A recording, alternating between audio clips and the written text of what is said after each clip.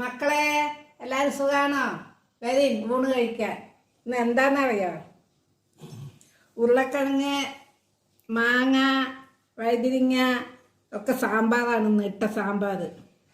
പിന്നെ ബീട്രൂട്ട് തോരൻ, ചനച്ച മാങ്ങ ഉപ്പും മുളക് പൊടി ഇട്ട് വെച്ചത്, പിന്നെ നേന്ത്രപ്പഴം പുഴുങ്ങിയത്, പപ്പടം, പൊന്നിയരി ചോറ്, സാമ്പാർ, പപ്പടം, മാങ്ങ പെരട്ടൽ, ബീട്രൂട്ട് തോരൻ. അതാ പഴം വന്ന് വേവിച്ച പഴം. എന്നാ എല്ലാവരും വരും ഊണ് കഴിക്കാൻ.